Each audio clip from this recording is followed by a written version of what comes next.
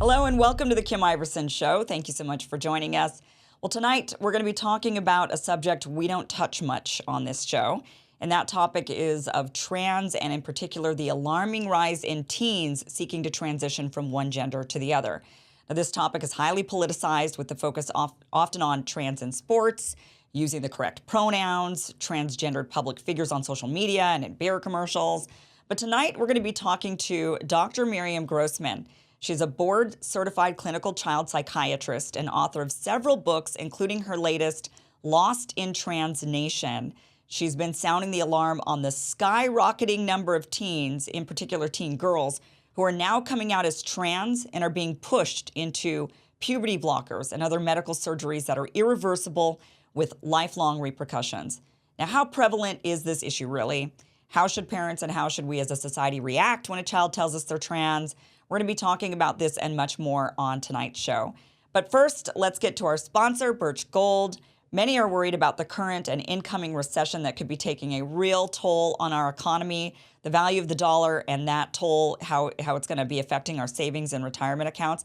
And the fact is there's one asset that has withstood economic upheaval and has a history of being incredibly stable, and that is gold. And you can own it in a tax-sheltered retirement account with the help of Birch Gold. Birch Gold will help you convert an existing IRA or 401k, maybe from a previous employer, into an IRA in gold. And the best part is you don't pay a penny out of pocket. So just visit birchgold.com/Kim for your free info kit. They're going to hold your hand through the whole process. Birch Gold has an A+ rating with the Better Business Bureau and thousands of happy customers. So don't gamble with your future retirement and savings. Hedge against the poor decisions of our policymakers. And visit birchgold.com/Kim to get your free info kit on gold. Dr. Miriam Grossman, thank you so much for joining the show. You're welcome, Kim. Thank you so much for having me. Let's first go into, I think the big question that a lot of people have is how big of a problem is this actually, or is this just being hyper politicized? Because I have to admit, when I go about my daily life, I don't run into, I'm not being assaulted by trans people. I'm not seeing this thrown in my face everywhere. And I live in Los Angeles. I'm not seeing that this is a huge problem. I'm not seeing children that are transitioning to trans. I hear about this in the news. My sister's a school teacher. She says that there are students, but tell us how big of a problem this actually is. Is this something that's grown? Has it always been this big? We just never talked about it? No, not at all.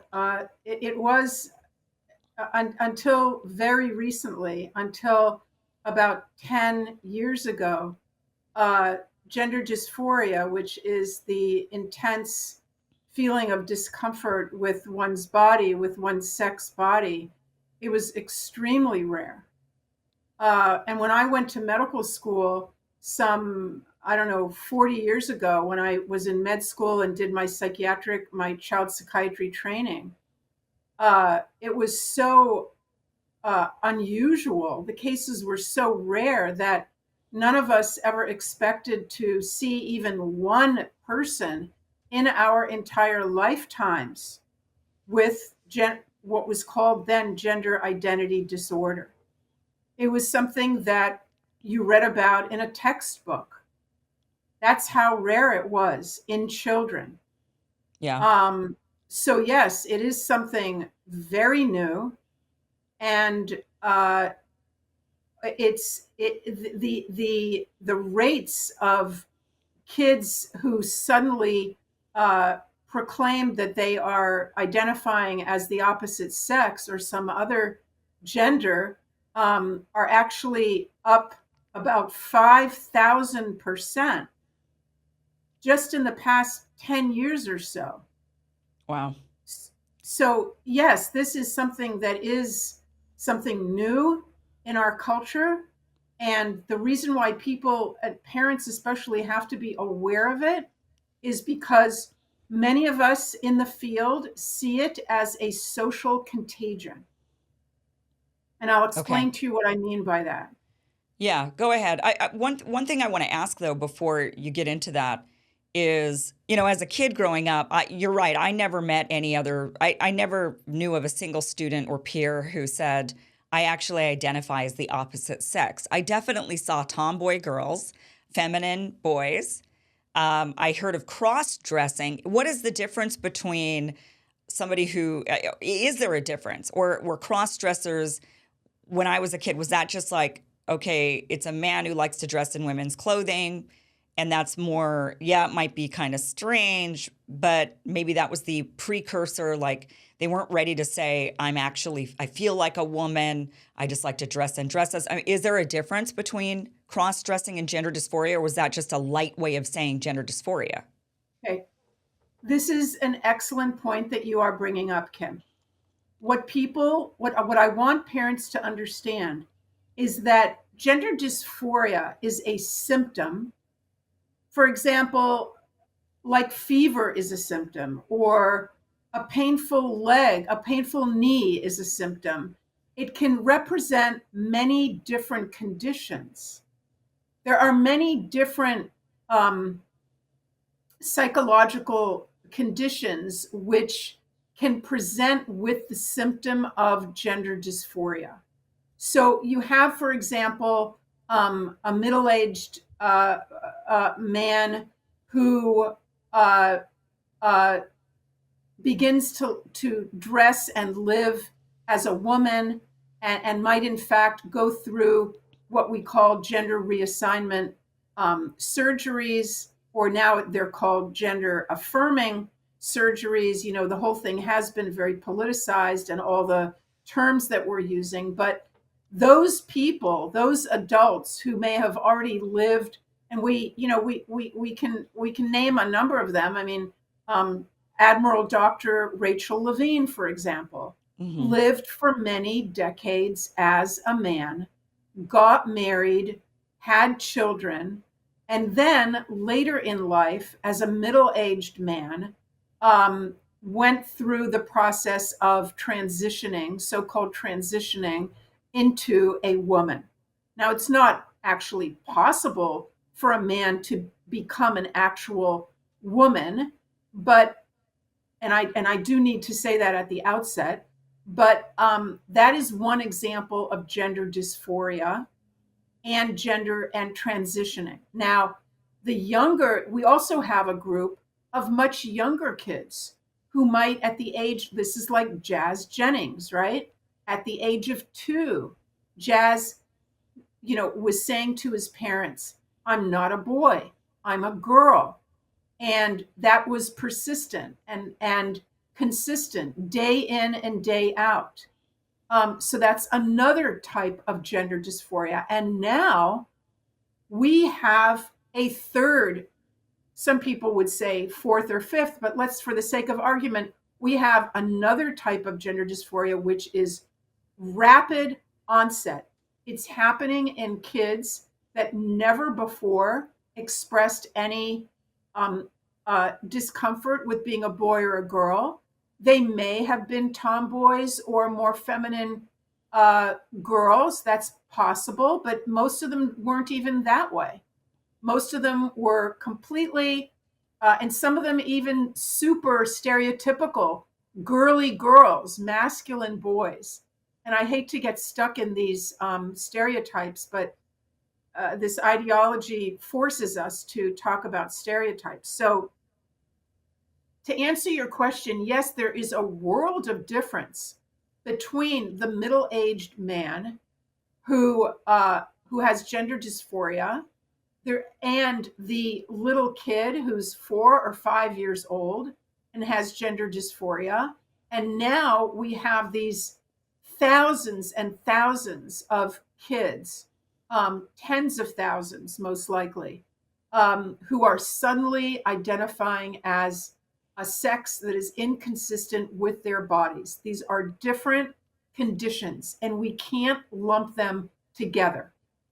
So the man that suddenly feels like in his middle age, I feel like a woman, is that a man that always felt that way? Maybe he was like the 3 or 4-year-old who felt like they were in the wrong body, but maybe society was just unwilling to hear that or accept that. And so now they're in a position where they feel like they can say something.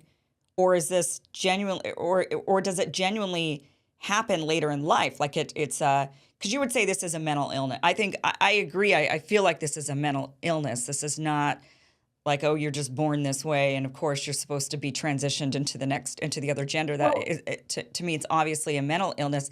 So is this a mental illness that suddenly shows up later in life, genuinely, like it can manifest? Something that we all have to be a little bit afraid of now. Our husbands might suddenly later in life say, "I feel like a woman," or is it something they always felt from the time they were born? okay. So let me just begin. Let me just say, first of all, gender is very complicated. Gender dysphoria is complicated, and people in general are complicated. So, this is something that I would not venture to be making very many sweeping statements in terms of, the older population, the middle-aged population, which is mostly men. Um, uh, are some of them the same as those kids that very early on, like Jazz Jennings, was convinced that they're a girl? Well, to answer that question, let me tell you the following.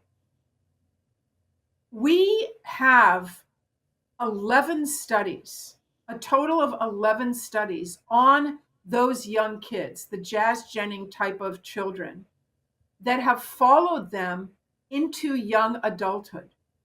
And these studies were done over decades in different places in the world, different kinds of clinics. And they all said the same thing. They all showed that if these kids just go through normal puberty without any medical intervention, the vast majority of them, in some studies up 90% and over, will sort of, let's say, grow out of it. They Hmm. will reach a point of being happy with their bodies. They no longer want to be the opposite sex. A lot of them are gay and lesbian, and they reach a sense of comfort with who they are, including their physical sexuality. Hmm. So the vast majority of them, very few of them are going to end up what we call persisting with their gender dysphoria. Now, some of them, yes, could end up being part of that population of older people, also mostly males, not completely, but mostly. But the thing to point out is that this new group, the group of kids that are what I mentioned earlier, the 5,000% increase, the majority are girls. Okay. Wow. The majority, the majority of them have pre-existing mental health issues. Yeah. They have autism, depression, anxiety, ADHD that preceded their new gender identity. So this is a totally new group of people. And what's happening in gender affirming care is that the proponents of gender affirming care are lumping everybody together. Yeah. So it's as if, just getting back to that analogy that I gave you a few minutes ago, that we are dealing with a symptom. So if we have three different people and one of them has a fever due to having the flu, and the other has a fever because they're dehydrated, and the last has a fever because they have cancer, we can't lump those three together. They're Hmm. completely different. And that's how we have to look at gender dysphoria, this new group that we are now dealing with, that is now a social epidemic, a social contagion. We used to have 20 years ago, Kim, we had two clinics to help these families who have a child with gender dysphoria, two clinics in the entire world, one in Toronto, one in the Netherlands, in Holland. Now we have, only in this country, in the United States, at least 100. So that's quite the jump. Okay, so I definitely want to spend quite a bit of time on this rapid onset gender dysphoria because I think that's what parents are mostly concerned about, and that's what we're seeing governments now intervening. You might have your children taken away. I mean, they might pressure you into transitioning your child young, and there's a lot of concern about that. But I first want us to understand gender dysphoria a little bit better as an actual condition before we get into the rapid onset. So when you talk about these young children that believe that they're the other gender and then they most of them grow out of it, what is the percentage that give us a number, what percentage grow out of that? Is that when you say the majority, I mean that could be 51% or that could be 95%. So what percentage actually grow out of it from Okay, those so 11 studies? going back to those 11 studies, they ranged the persistence. Oh, well, let's do it the other way. The desistance, okay, persistence is staying, the gender dysphoria remains, Yeah. and desistance is that the gender dysphoria is resolved. Hmm. So the percentages in those studies ranged from something like 60% to over 90% Wow. desisting. Okay. So, what is a parent who's genuinely dealing with a child like this? Because that would be very scary to deal with as a parent. You've got your 3-year-old now finally talking to you, and they're saying things like, I'm not a boy, I'm a girl, or I'm not a girl, I'm a boy. That's pretty scary. Where did they learn that? They're not learning that out there in the world. They're clearly really feeling this way. What do you do as a parent with a child in this situation? Do you say, you're right, you're not a little girl, you're a boy, and you go with it? You play along with them and you say, okay, then I guess that's what you are. Or do you constantly try to talk them out of it? What does the science say for parents? Okay. So I'm going to disagree with you on something. I am going to say that even if the child is 3 years old, you cannot assume that this came from an internal place. You cannot assume that they didn't hear about it from some other place, Okay. from another child, from Disney, from their Parents Legos. talking. I Right. mean, Okay. Yeah. if it was 10 years ago, Kim, or 15 years ago, I would say a 3-year-old probably has not heard of this from outside. But these days, I'm not so sure. So, but whether or not that's the case, the thing to say to the child is is to say, well, you know, you you are, let's say it's a boy, so you would like to say, you want to get more information. Okay, you always want to be curious. You don't want to jump down the kid's throat and just say, like, what are you talking about? Are you crazy? No. Obviously, you want to be curious, and you want to be loving, and you want to be supportive. So you're going to say, oh, what do you mean by that? What could you explain that to me better?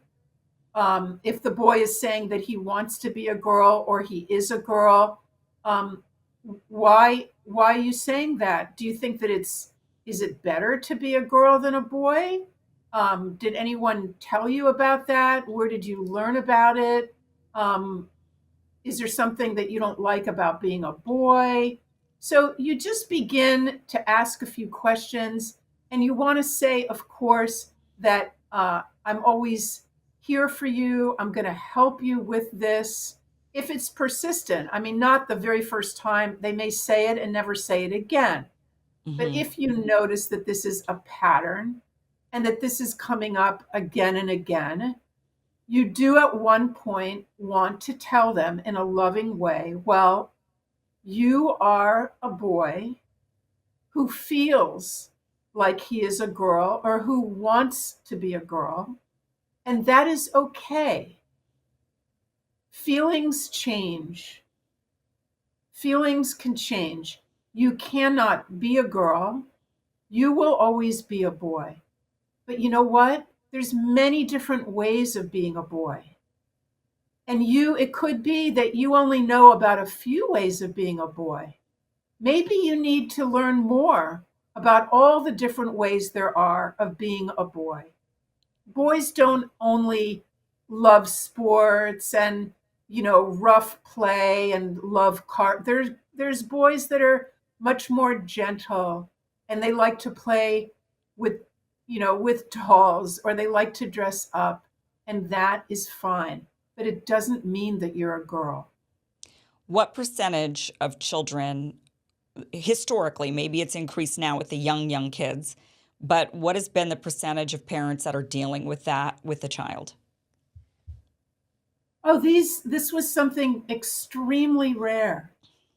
I mean, when I went to medical school and did my residency in child psychiatry, which was 35 to 40 years ago, this was something that we just read about in a textbook. Okay, Okay, so it's not common. we Yeah, never imagined, this was one in tens of thousands of yeah. kids. That makes sense. It doesn't seem like it would be very common. What seems to be what would have been more common, and I definitely did deal with this as a child with peers or family members, and I think many of us did, was we did have like a tomboyish girl or an effeminate boy, and maybe the boy wanted to play with dolls, maybe the boy wanted to wear dresses. Did not say I'm not a boy. Knew he was a boy, but later on maybe is gay, like we find out later, but at the time, as children, they want to play with Barbies and they want to dress up in dolls and they want to sing and dance. So they have effeminate behaviors. These days, it does feel like I want to be very sympathetic. And I think a lot of people want to be very sympathetic to parents who are going through whatever it is with their children.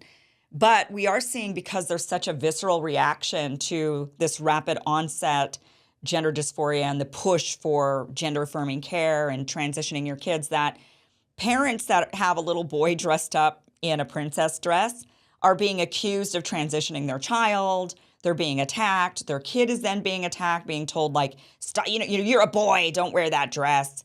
And it's turning into something that I think many of us just kind of dealt with throughout the decades. It's now turned into this really politicized thing. What do you say to the parents that are genuinely dealing with just that? Their boy just wants to wear a dress. He's not saying I'm not a boy. He just wants to wear a pink dress and go shopping at the mall.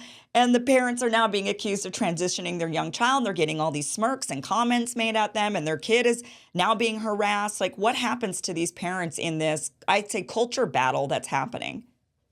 Well, this is one of the most difficult things that parents can go through. And they need a lot of support, and they themselves need affirmation that what they're doing is the right thing. But you see, the gender ideology is so destructive.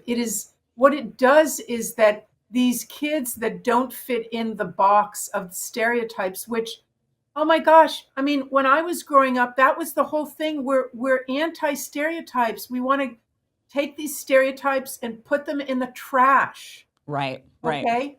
And we're supposed to be beyond the stereotypes. And now, very unfortunately, we have an ideology that is telling the kids that if you are a more feminine boy and you are interested in more feminine things, then you might be transgender. And Right. they're being put on the path, this dangerous path that leads toward medicalization, when the only thing that's going on is that they happen to be a more feminine boy. And Yeah. we have to acknowledge that all of us are a mosaic. We are a mosaic. Each one of us, you are, I am, of more male and female characteristics. And every mosaic is beautiful and fine. And we should not be placing kids on a path toward any sort of medical harm to their bodies. This is what is disturbing me and so many other clinicians at this time, is that we are putting kids on this path, and that gender affirming clinicians at once put your child on an assembly line toward those dangerous and experimental medical interventions. So let's get into this rapid onset gender dysphoria, because this seems like teens going through phases, right? I mean, teens always went through phases, and the older group would always be alarmed by which the new phase of the day for that group of teens. And it does seem like today's teens, it is about having mental illness. You know, I'm really amazed at, I don't know if it's a good thing or a bad thing, but teens do seem to be very open about their mental health these days. You know, when I was a kid, it was like, you don't want to talk about being depressed. It has a stigma to it. But now they're all saying, I've been diagnosed with schizophrenia. I mean, they're willing to say the most elaborate mental illnesses, and they're just own it, and they're proud of it almost. And one of those would be, I'm trans, right? I'm not actually, I might be born a girl, but I'm actually a boy. So it seems like it is a phase, but normally in years past, in decades past, generations past, adults would just say it's a phase. They're going to get through it. Like, okay, yeah, right. Like when I was a kid, my phase was, I'm spelling my name differently, and I'm going to get 3 ear piercings, and I want to color my hair pink, But now it's something completely different. And so you're saying that adults this time with this, is it that adults are just now buying into the phase and and actually then saying, oh, okay, rather than just treating it like a phase, they're saying, well, then we must do something about this. Is it the adults are doing that? Or are we really seeing a rise in mental illness in youth that is like genuinely different than previous years, previous generations, that is caused by something? Maybe we've got a lot of chemicals in our food and genetically modified things, and maybe it's all the cell phones, or maybe it's social media. Is there a rise, an actual legitimate rise in mental illness that is causing this, or is this just a phase that adults are running with when they shouldn't? Well, Kim, you see, what I want you to understand is that it's the gender affirming narrative that is saying to these kids that you may be trans, and if you have, they are jumping in at the first possible moment and saying, if you feel X, Y, and Z, you may be trans. Change your name, change your pronouns, see how it feels, go to a gender therapist, wear a binder, tuck your penis in your testicles, and see how that feels for you. Now, I want you to know, Kim, when kids start identifying as the opposite sex, they get their social status is catapulted. They become the heroes in their group. They become celebrated by their teachers and other people at their schools on social media. They immediately get a boost of self-confidence, which is exactly what they lacked. So this is really important for parents to understand. And this is also part of why it becomes a social contagion. Because if you're in a group of girls, of 5 girls, and one of them, and then the other one of them, and then a third one is now identifying as a boy, and your daughter is seeing how they suddenly are much more popular, and they're now like fitting in, which they didn't before, and they're just feeling so much better about themselves. And this is the answer to all their emotional problems. Well, hey, you don't think that your daughter is going to be attracted to, and want to jump right on that assembly line? Yeah. Well, of course she is. And that's why we have groups of kids who arrive in these gender clinics together to get their hormones together. I mean, this is unheard of. Yeah. So who is pushing this? I can understand the culture, the aspect of it, as you just stated. I mean, that makes so much sense why a teen would say, wow, well, my life is going to be so much better when I say that I'm trans. I can see I'm going to become popular and I'm going to feel really good about myself.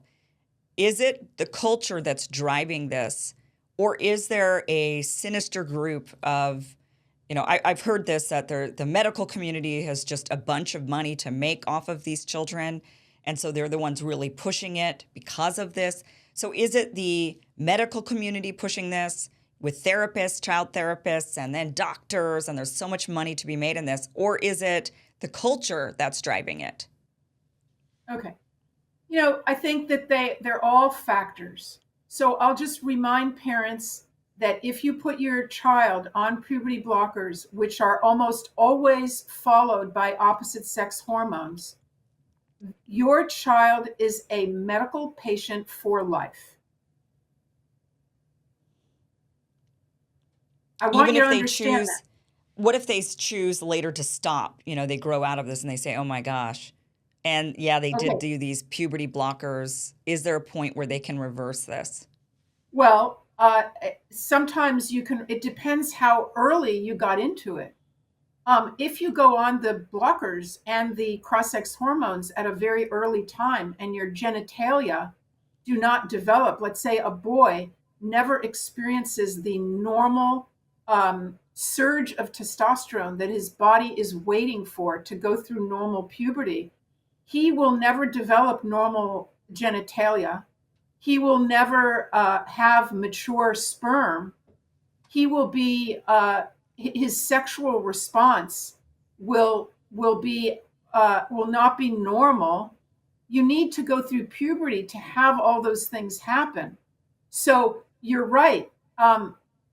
Instead of needing estrogen, let's say, for example, we're talking about a boy that goes on blockers, then goes on estrogen and blocks his testosterone with anti-androgen medication, goes on estrogen, and let's say he doesn't have any surgery, he's still going to be left a lifelong medical patient because then he needs testosterone. No. What's the percentage of the doctors that are in this field? What's the percentage of them that are actually transitioning, putting kids on puberty blockers? It seems, because I've heard for years on this topic, many of the people that are trans, you've got like Blair White, for example, who says you shouldn't go on these types of things until you're past puberty. Then past puberty, you can maybe, if you feel like transitioning, then you can maybe decide to do that. I remember hearing Blair White talking about that in an interview with Dave Rubin.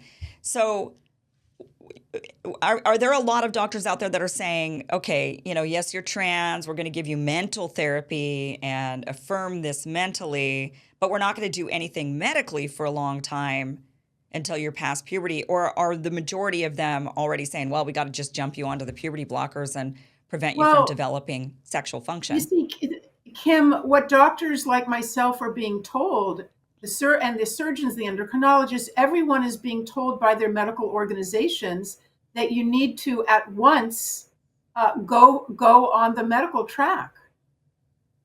So it's not a question of doctors making the decision. They are being told that this is the standard of care. And that's a very big problem because the truth is there really is no standards of care. What there is a debate. And that's exactly what I said 2 weeks ago when I was in Congress and I testified on this issue. There is no standard of care. There is a debate over what is the best way to treat and help these children. Now, countries like Sweden, Norway, Finland, and Britain have all done a 180. They previously were very gung-ho on the medical model, which is what we do in the US. But then they looked at all the data, they examined the data, and they decided that there's no evidence that those medical interventions on minors are helpful. And so they have effectively banned those interventions that in this country, we're calling those interventions life-saving. You see what I'm saying? Are there some people where it is life-saving? I mean, I've heard of, I do know of some teens who have now transitioned and their parents went through years and years of stress with this child, their child trying to kill themselves, legitimately trying to, trying to commit suicide. And they just felt at their wits' end. Because, obviously, when you say things like, if you put your kid on puberty blockers, it's going to have all of these repercussions. They're not going to develop sexual function. They're going to have all these problems. No parent, I think, would say, wow, yeah, sign them up. I think any parent that says, okay, I'm going to do this, I mean, of course, there's the parents that they also want to have the trans kid because that also elevates their social status and it makes them cool. And so people, I can understand even that psychological with some parents, but a lot of them, I think, would never want to do this to their child. And the only reason why they're feeling like they must do this is because they feel like it's this or death for my kid. They're going to continue down a path of suicide. And I've seen this with parents where it's not just one or two attempts of suicide. It's not just 1 year of this kid's life. We're talking year after year after year after year. Their child depressed, cutting, attempting suicide. And they finally get to a point where they say, okay, you're trans. We're going to go through and start transitioning you. It seems to be done as an act of desperation, last resort, nothing else that I can do. What is the reality of that situation? Because I would imagine that that is real for some of these cases, maybe a small number, but it is for some. Yes, I have no doubt that there are people for whom this can be life-saving. I'm not denying that I think the numbers are extremely small. But see, here's the thing.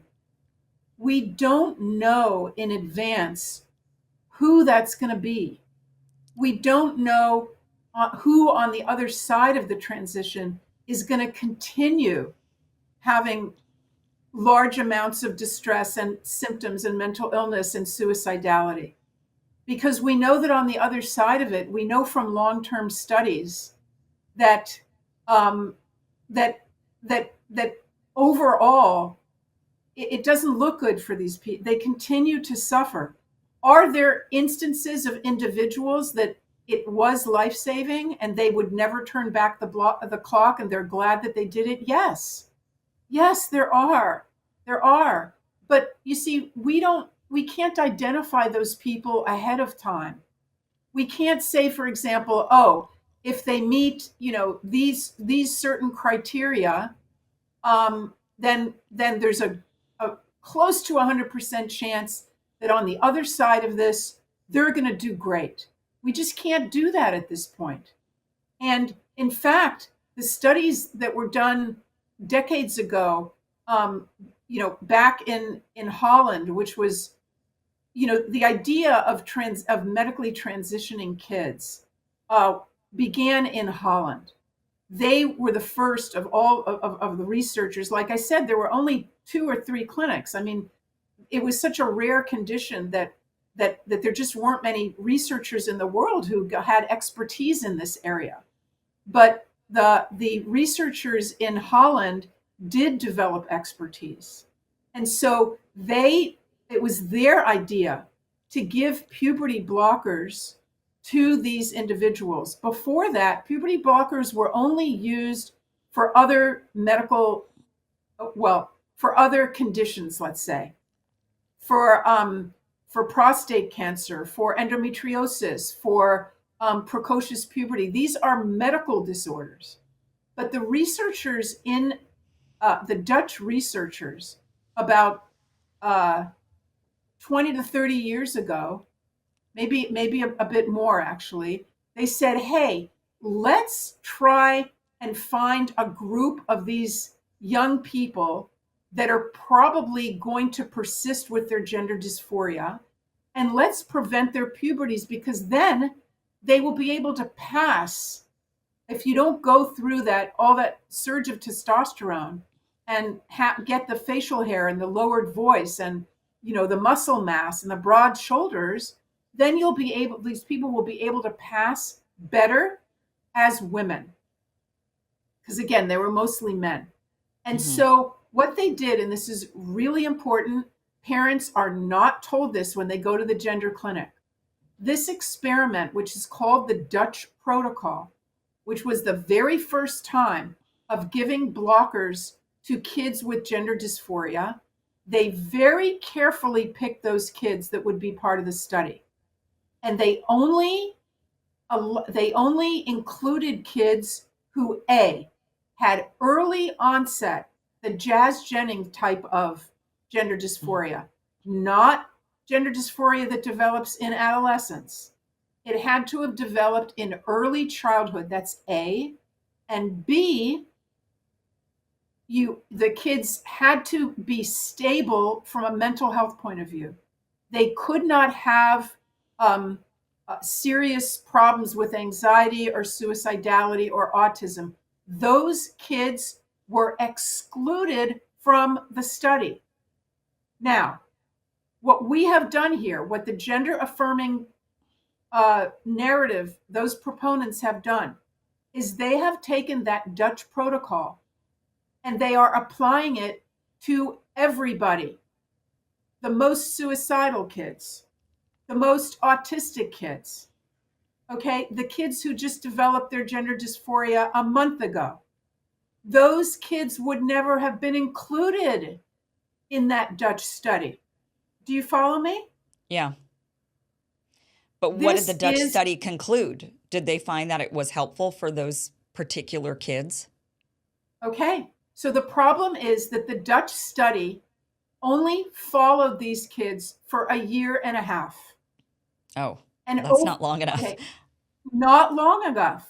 Not long enough, because when you're 20 years old or 21 years old, you're not thinking, hey, I'm infertile. I really would like to have a baby someday. I'd like to have a biological child. Okay, so the follow-up was too short. Now, even though the follow-up was so short, the Dutch protocol was, it spread through the world, and it was adopted as this is what we need to do for kids. And it's so important. I have a chapter that is devoted in my book to understanding the Dutch protocol, because I want parents to understand what this whole puberty blocker thing is based on. Now, we didn't have results, long-term results of these kids that were given puberty blockers decades ago until last summer. The results were not being publicized. Finally, when they were publicized, we learned that, first of all, 50% of these people did not respond to the survey. They were, in other words, they were contacted. How are you doing? We're going to catch up. We want to know, how's your life going? What's your identity? Has it changed? How's your sexuality? How are your relationships? 50% non-response. That's a red flag. Who are the people that don't respond? Generally, they're the people that aren't doing so well. Mm-hmm. And they don't want to talk about it. But even the people, Kim, who did respond, there were high rates of individuals whose identity had changed during all these years. Now, they were no longer identifying as the opposite sex. Maybe they were identifying as non-binary. There was a high rate of regret regarding their fertility. A lot of them were now in their 30s, and they were realizing, I would like to have biological children. So this is very, very complicated. And when you take your child to a gender therapist, and when you buy into the narrative of gender affirmation, you are not going to be told about this, how complicated this is, and what the history is, and all these studies that are suggesting that we need to put the medicalization for minors aside. We need more data. We need to just support them, but not to medicalize them.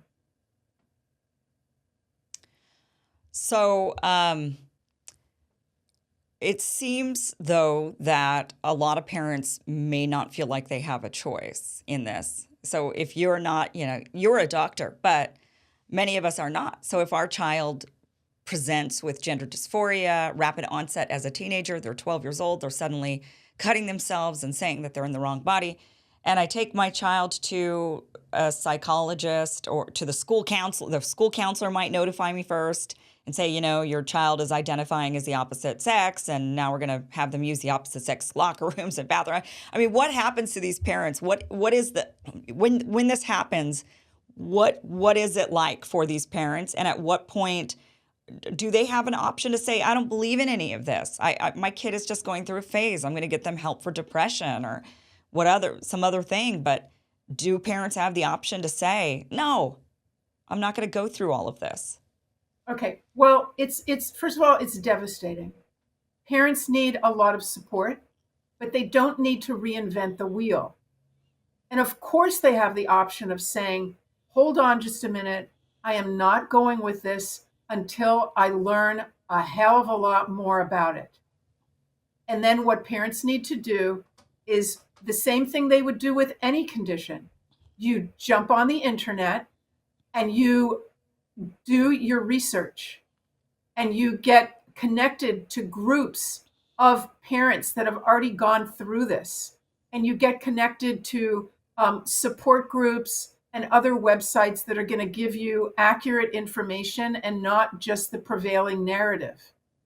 And I have all that information in my book, including I have 50 pages of appendices in my books. I didn't plan to have that many, but it ended up that way, which gives parents, first of all, I have a model conversation that you can have with your child when you're faced with this dilemma. So obviously you need to be proactive, and you need to read this stuff. You need to read my book before this catastrophe is hitting your house. And I have a model conversation, a lengthy conversation. It might take many conversations with your child, but it goes through each of these various points that we've been talking about in a loving and supportive way, but not an affirming way. You do not want to affirm an impossibility. Parents have to represent reality. We have to live in reality. We have to teach our kids to live in reality. An emotionally healthy person lives in reality, even if it's a painful one. So there's so much that parents can do, so much for them to learn. Much more than even 1 year ago, and certainly more than 2 years ago. Parents have gotten organized. There are, like I said, there's resources. Go to my website, go to the parent resource list. I have a whole long list there of excellent places they can go for more information. Read my book, be prepared, go to your school and let them know that you do not want your child exposed to indoctrinating information, because that is what it is. It's indoctrination. Indoctrination is when you present your child with ideas as if they are facts. And that's what's being done. Gender identity is an idea. It's a belief. It's not a fact. And when children are presented with this by authorities who they trust, and they're not given a chance to ask questions, and it's being told to them over and over again, and they're being told that if you ask questions and you don't believe in this system, you're a bad person. Well, that's called indoctrination. What are the chances that when this happens to a parent and they do all these things that you say, let's say they haven't seen this show, they haven't heard of you or your work, what are the chances that when they go on the internet and when they start talking to parents who've also gone through the same thing, that they're going to get anything other than the going consensus right now, which is the push to you have to start transitioning them early? Is there enough dissent, or are you buried in the fray? Well, I'm trying I'm certainly trying not to be buried in the fray. That's why I'm kind of doing this 24/6. There are people out there. I'm far from the only one. There's many clinicians speaking up. There's parents speaking up. There's journalists. A lot has been written about this. This is being, as you know, there's 19 states now that have, legislated against medicalization of minors. Um, so, I guess it depends where the parent is going to be looking for their information. And if it's just like anything else, if you want information about any subject, if you want to know about what's going on at the border and you only go to certain websites, you're going to get one picture of what's going on at the border. And if you go to other websites, you're going to get another picture of what's going on at the border. Now, unfortunately, this is something that is many people would say, and more acute in terms of our families, and the price that we're going to pay is just so huge in terms of our children. Everyone wants to protect their precious children, but I want parents to know that there are no studies that show that in the long term, that failing to affirm your child is going to drive that child to suicide. That is a myth. I want parents to understand that that is a myth. And if someone has told you that, a clinician has told you that, or a teacher, that is psychological and emotional blackmail. Your arm is being twisted so that you believe you have no choice, but you have to do this. And that is not the case. When it comes to trans people, does that go hand in hand? If you're trans and you're in the wrong body and you have the wrong parts, you're going to have depression and you're going to want to commit suicide. Because that's what it sounds like people are being taught, right? They're saying if your kid is trans, they're going to be suicidal and you must transition them now, otherwise they're going to kill themselves. Is that a real common, or are there lots of trans people who are not suicidal at all? They just want different parts. They want to be in a different body. Well, there certainly are transgender people that are not suicidal, and they are thriving, and they find life partners and work and so on and so forth. It's not an easy path. It's certainly not an easy path medically or socially. And some would say, that it takes a toll to be presenting as something that your body says you are not. So it is not an easy path. That's why I would say that the best result is when kids desist and they no longer wish to be the opposite sex, and they reach a sense of comfort and acceptance with their bodies, and then they can have less doctor's appointments, not more. Isn't that what we want? We want less doctor's appointments for our kids. We want them to be healthy. Can trans or gender dysphoria be cured? Absolutely. Like I said, we, especially in the younger kids, that population, we have 11 studies that show that that they grow out of it with time. So, we have great numbers in terms of desistance, or that's usually the word that's used instead of cure. And in terms of the population that we're dealing with now, certainly in my practice and among my colleagues that practice gender exploratory therapy, all of us have seen kids who are able to move away from it and feel better about who they are and embrace their femininity and their masculinity. And they go forward and just consider it, that whole period of identifying as the opposite sex, they just consider it a phase in which they were confused. So if kids are coming to you and you're working on moving them past this feeling, these thoughts, that is there a legal push or a culture push towards making that process illegal, similar to like gay conversion therapy, where it's like, Okay, well, you're not allowed to try to talk a kid out of gender dysphoria? okay, well, let me just explain something. What I'm doing is not talking people out of it.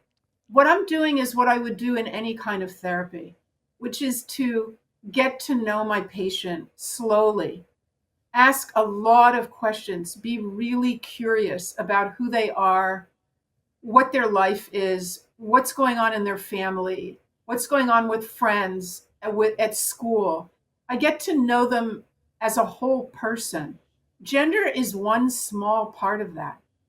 And I will go often for many months with my patients, not even mentioning their gender dysphoria. And as other things start to get better, and we take care of their depression and their anxiety and their family issues, the gender dysphoria often improves significantly. And they'll just come to me and say, I don't really think about that anymore. I don't really care about my pronouns anymore. So I want that to be clear, that therapists like myself are not sitting down and trying to convince people that they're not who they think they are. That's not how it works. Mm-hmm. What do you think should be done about this trend, this, like you said, 5,000% increase in girls in particular, mostly having this rapid onset gender dysphoria? Do you think this should be banned? That medical transitioning of minors needs to be banned. Politicians need to get involved. What are you hoping to see? I mean, it's unfortunate when there has to be legislation about medical issues. As a doctor, I don't like to see that. However, I do think that these bans are going to protect a lot of families. My perspective is of a clinician. I'm not a public policy person. I'm a clinician. I work with kids and with families, and I wrote this book in order to help families so that they never have to contact me. That's my dream. I want families to avoid this catastrophe, and I'm giving them the information to help them do that. The biology that they need to understand, and you don't need a PhD for all this. I explain it, and anyone can understand the biology, the history, how to deal with with the school, how to deal with your child should they come to you with this announcement. But hopefully you'll reach your child way, way before that announcement. And you will help your child to feel good about who they are. And especially girls. I'm so into female biology and how awesome it is to be female. The last thing we want is for our girls to come to us and say, I hate my breasts. I hate my periods.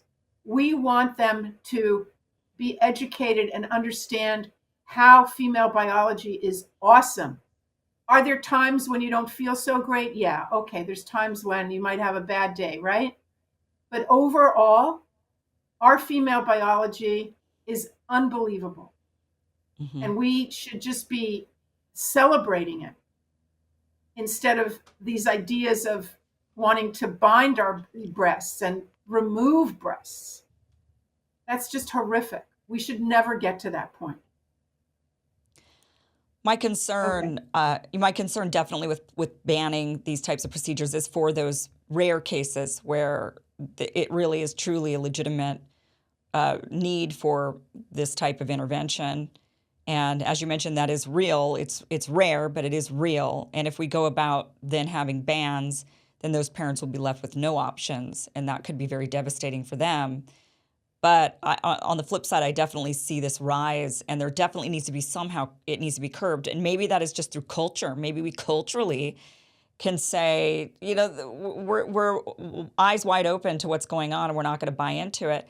But that leads me to my last question, really, is how should the rest of us react to all of this? If we see a friend of ours who says, my child's trans, and I'm going to transition my kid, or my kid came to me and they're trans, and or we see the little boy dressed up in the frilly dresses walking around with the parent. And like I mentioned, there could be this reaction to shame the parent, to point at them and say, how dare you transition your child? You shouldn't be doing that, without knowing what's really going on with that child. How should we, now there's a big push to not do gender affirming pronouns, right? So if somebody says I'm trans and please refer to me as she, her, people resisting that and saying, I'm not going to do it. You're a man, you're a boy. I'm not going to call you he, her, she, her. What is the right way for the rest of us to be reacting to this? I understand the cultural shock and many of us don't want to go along with that, but how should we actually be behaving towards others that Yeah. are saying they have this condition or their children have this condition? Well, again, human relationships are complicated. And you're bringing up something that's a very sensitive issue, because parents they're already going through a hard time. They do not want to be they don't want to hear from other people uh, what their opinions might be. I would say, unless you are specifically asked by somebody for your opinion, I would say zip it. I mean, unless this is a loved one, it's a niece, a nephew, you might feel like you really have to say something. But, if it's a friend, a neighbor, a colleague, I would be really careful there in terms of whether you should say anything at all. Okay. And what about the pronouns? Should we be going along with their chosen pronouns, or should we be saying, no, you're biologically male, and so I'm not going to refer to you in this way? Is it psychologically, I want to be compassionate towards people, but at the same time help, right? Yeah. Nobody wants to aid and abet in something that may be harmful, but at the same time, Right. what do you think is the best way to deal with that? You also don't want to have your speech compelled. You don't want to be speaking in a way that you don't believe in to make another person happy. It gets very complicated. I Yeah. would say this, that, when we're having these kind of difficult conversations with people we care about, our tone is sometimes much more important than what we actually say. So people should be very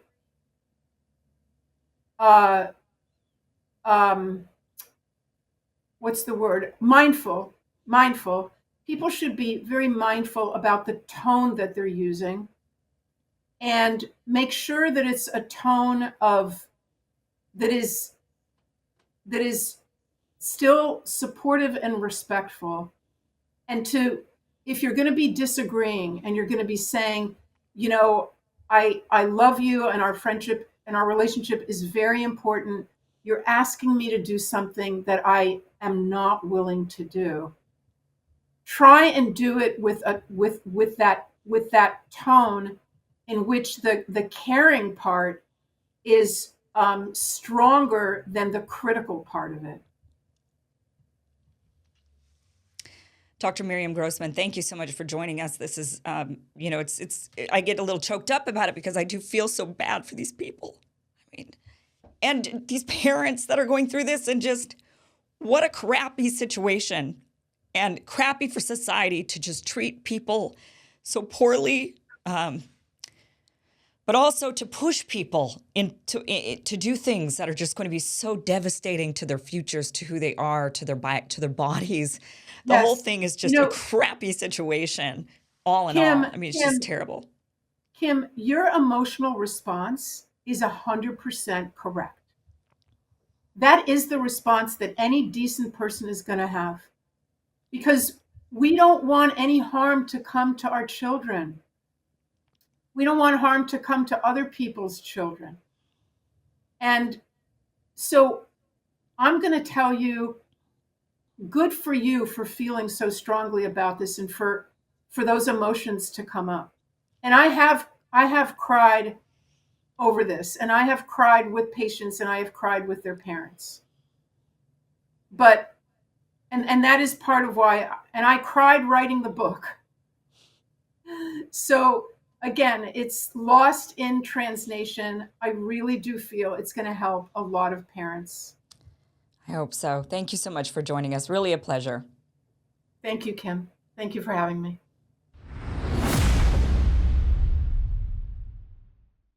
Well, guys, that is it for tonight's show. Thank you so much for joining. Again, the book is Lost in Translation with Dr. Miriam Grossman. It is a very sensitive and difficult, nuanced topic, and I really appreciate all of you joining and watching tonight.